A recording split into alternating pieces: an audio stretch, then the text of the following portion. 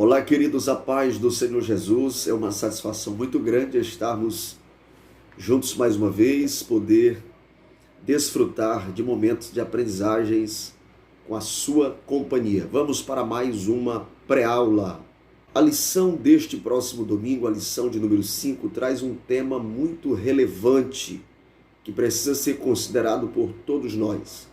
O tema da lição é a sutileza do materialismo e do ateísmo. Nós estamos vivendo dias onde existe um aparelhamento contra a igreja, um aparelhamento que se opõe aos valores cristãos, aos princípios da nossa fé. Esse aparelhamento, ele ganha volume. As ideias que são defendidas não são ideias tão jovens assim, já existem há muito tempo, todavia existem adequações, novidades, metodologias recentes que buscam se infiltrar no nosso cotidiano com o propósito de neutralizar a fé das pessoas. Por isso é necessário estarmos atentos para que essas sutilezas não venham nos deter. Ao querido professor, eu quero lhe felicitar, porque chega às suas mãos um material muito elucidativo. A lição é bem objetiva, esclarecedora e com certeza nos fornece material para que nós possamos ajudar os nossos alunos. Alunos que são confrontados no contexto acadêmico, são confrontados às vezes nas redes sociais, quem sabe no âmbito profissional. E hoje, em nossa escola bíblica, nós temos a oportunidade de dar ferramentas aos nossos alunos, argumentos para que eles possam se defender destes ataques e levar a luz do entendimento àqueles que precisam. Nós iremos fazer uso de um texto bíblico na carta de Paulo aos Romanos, no capítulo de número 1 e o versículo de número 20. Assim diz a palavra de Deus. Inclusive, esse texto é disponibilizado em nossa lição como o texto áureo. Leiamos. Porque as suas coisas invisíveis, desde a criação do mundo, tanto o seu eterno poder como a sua divindade, se entendem e claramente se veem pelas coisas que estão criadas, para que eles fiquem inexcusáveis. Eu gostaria de compartilhar com você também a leitura da verdade prática. As nossas lições da CPAD possuem um fragmento, um texto inicial que é usado coletivamente nos momentos devocionais que nós temos antes da aula propriamente dito, que nós chamamos, esse texto nós chamamos de verdade prática, que traz uma sentença que tem tudo a ver com a aula e resume uma grande verdade a respeito do tema estudado. A verdade prática diz assim: tanto o materialismo quanto o ateísmo são expressões máximas de um coração endurecido pelo pecado e de olhos cegados por Satanás.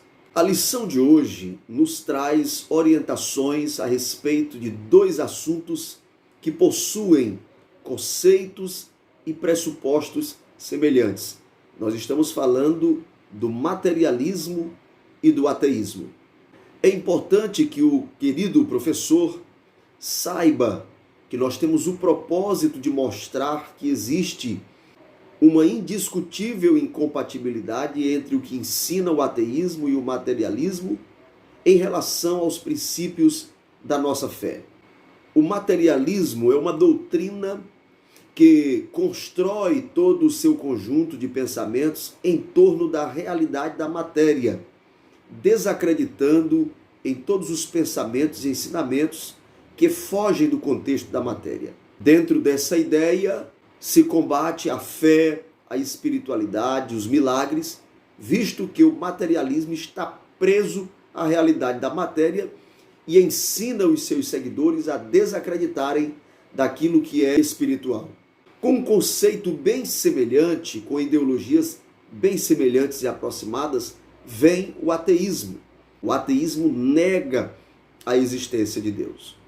O comentarista da nossa lição é muito preciso e elucidativo quando nos apresenta as raízes dessas ideologias. Com muita objetividade, a lição apresenta dois motivos para que exista o ateísmo e o materialismo. O primeiro motivo é a existência do pecado. É o pecado que leva o homem a duvidar da existência do próprio Deus. É o mesmo pecado que leva o homem a negar a realidade espiritual, a negar a realidade dos milagres, da fé, enfim, de tudo aquilo que é sobrenatural.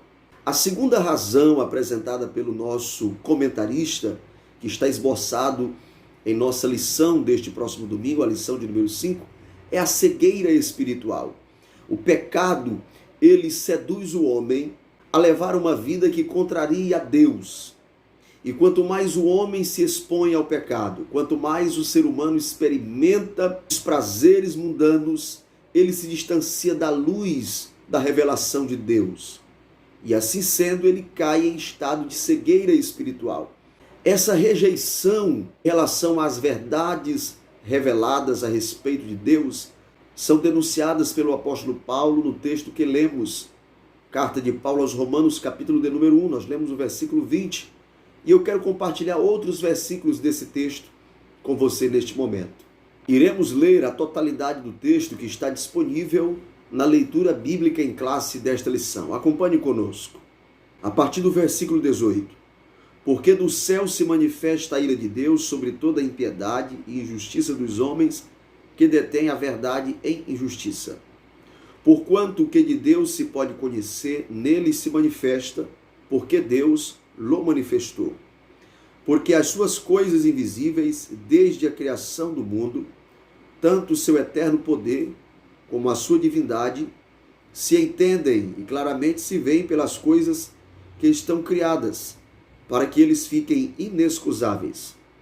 Porquanto, tendo conhecido a Deus, não glorificaram como Deus, nele deram graças, antes em seu discurso se desvaneceram, e o seu coração insensato se obscureceu, dizendo-se sábios, tornaram-se loucos, e mudaram a glória do Deus incorruptível em semelhança da imagem de homem incorruptível, e de aves, e de quadrúpedes, e de répteis.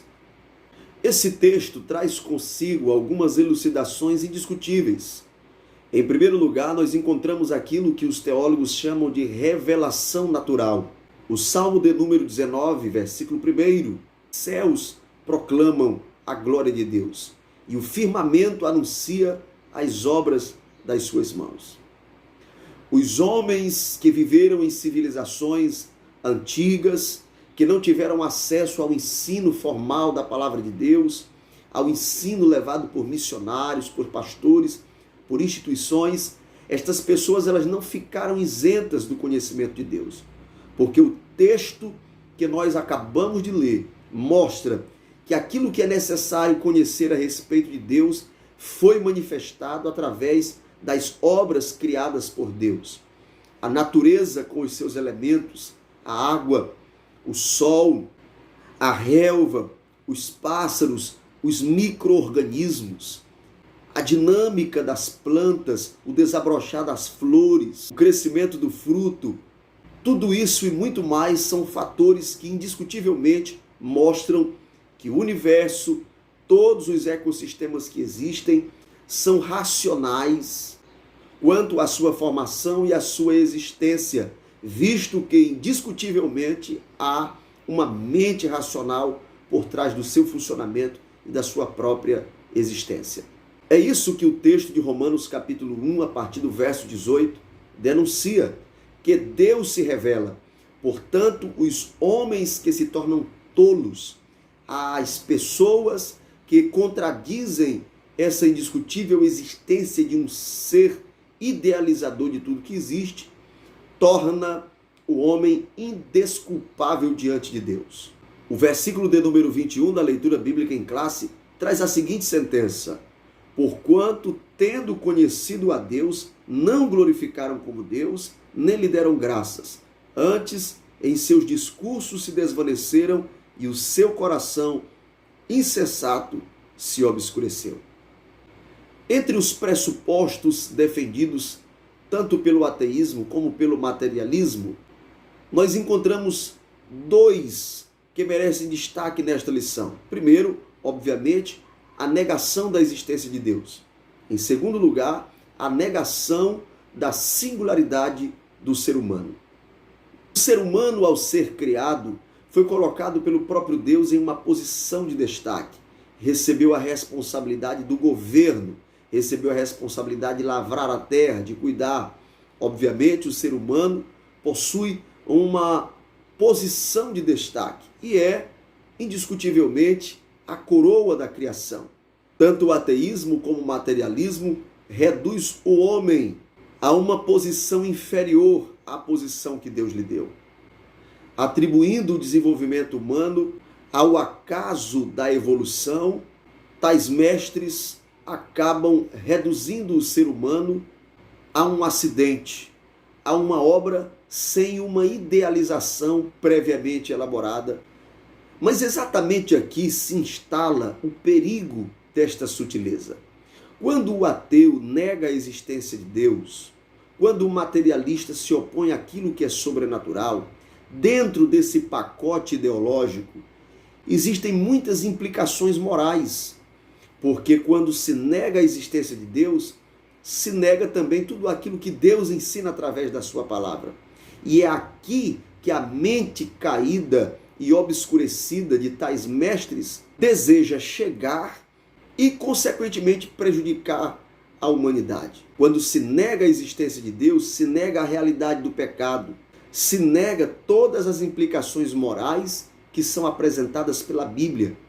Por isso o assunto não é tão simples. Quando os nossos alunos, os nossos irmãos, os nossos estudantes são assediados no contexto acadêmico, no tocante à existência de Deus, não é o fator Deus isoladamente que está sendo atacado, mas todo o bojo doutrinário da nossa fé. Aquilo que nós condenamos como imoralidade, como desvio de conduta, como pecado, todos os desvios morais passam a ser tolerados quando alguém desacredita da existência de Deus. Logo, o homem caminha a passos largos para uma vida de total depravação e destruição. Confrontamos o ateísmo e o materialismo com as evidências bíblicas e também com a própria ciência. Existem perguntas que calam os ateus, também os materialistas.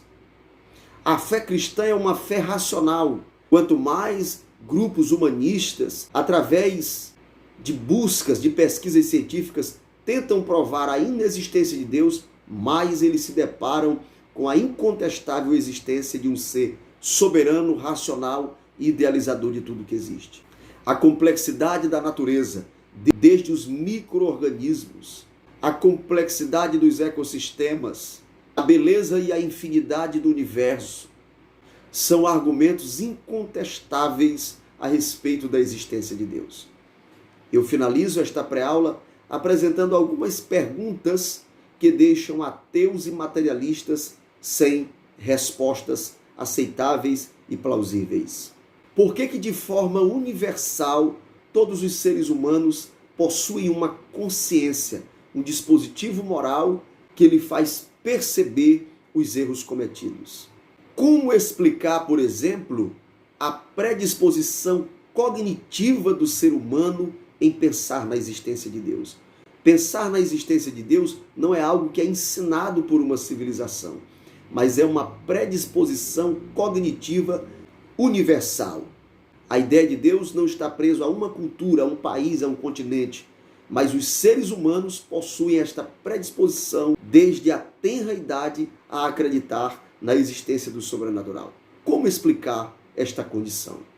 Muito bem, esta, entre tantas questões, ficam sem respostas pelos ateus e pelos materialistas. Mas para nós que temos a Bíblia Sagrada como regra de fé e conduta, nós aceitamos estas questões como sinais, como vestígios da existência de um Deus todo-poderoso que nos ama e tem um projeto eterno para todos nós.